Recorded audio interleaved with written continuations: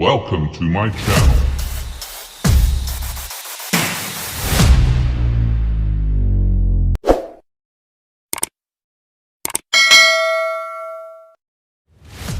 Oke, baik teman-teman, assalamualaikum warahmatullahi wabarakatuh. Shalom, salam sejahtera bagi kita semua. Buat teman-teman yang klik video ini, terima kasih, selamat datang dan selamat menonton.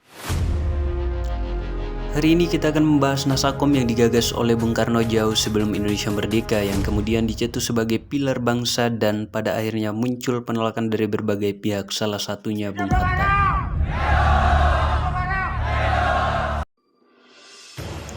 Nasakom merupakan sebuah ideologi yang dicetuskan oleh Soekarno pada Orde Lama.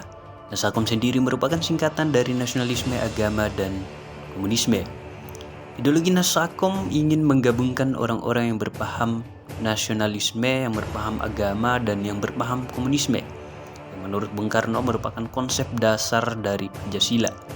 Bisa dibilang konsep Nasakom ingin menggabungkan bangsa Indonesia, terlepas dari perbedaan pandangan, agama, ras, maupun suku.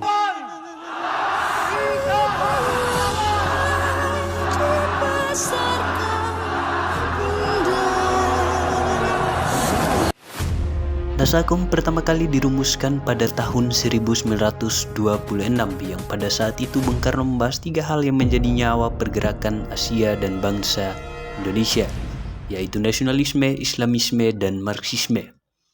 Ya, pada intinya Bung Karno ingin mempersatukan perbedaan paham untuk melawan imperialisme, di mana pada saat itu Partai Budi Utomo, Serikat Islam, PKI, dan partai-partai lainnya masing-masing mempunyai roh nasionalisme, Islamisme, dan Marxisme.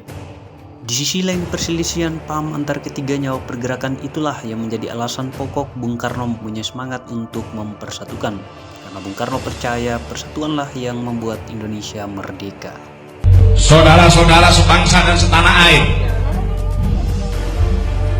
kalau jadi Hindu jangan jadi orang India, kalau jadi Islam jangan jadi orang Arab, kalau jadi Kristen jangan jadi orang Yahudi.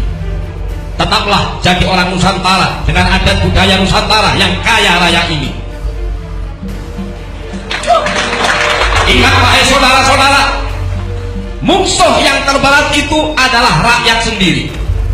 Rakyat yang mabuk akan budaya luar, yang kecanduan agama, yang rela membunuh bangsa sendiri demi menegakkan budaya asing. Jangan mau diperbudak oleh semua itu. Tetaplah bersatu padu membangun negeri ini tanpa pertumpahan darah. Konsep Nasakom kemudian diusulkan Soekarno pada tahun 1956. Konsep ini menurut Bung Karno disebut sebagai 3 pilar utama demokrasi terpimpin dalam pemerintah Republik Indonesia, yaitu pilar nasionalis, pilar agama, dan pilar komunis. Dan Bung Karno juga mengkritik demokrasi parlementer pada saat itu. Menurut Bung Karno, demokrasi parlementer melindungi sistem kapitalisme karena parlemen dikuasai oleh kaum borjuis dan tidak akan memakmurkan rakyat. Sebagai pengganti demokrasi parlementer, Soekarno menawarkan sistem pemerintahan baru yang disebutnya demokrasi terpimpin.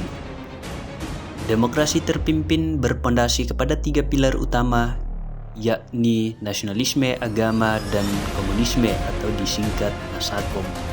Dan tahukah kamu pada saat itu tidak semua kalangan sepakat dengan sistem demokrasi terpimpin beserta Nasakom ala Soekarno.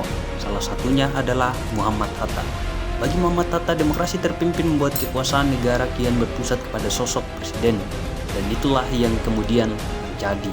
Hatta kemudian mundur dari wakil presiden karena Soekarno semakin otoriter.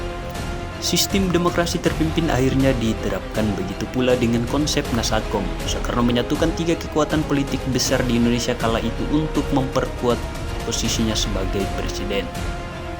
Soekarno bahkan menyatakan bahwa Nasakom merupakan perwujudan Pancasila dan Undang-Undang Dasar 1945 dalam politik.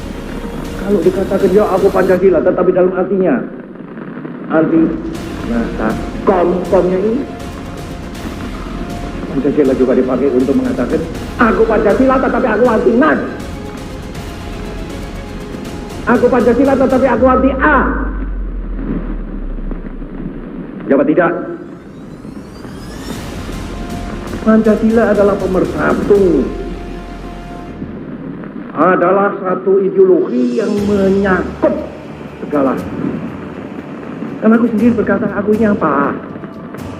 Aku Pancasilais. Aku apa? Aku perasan daripada Nasakom.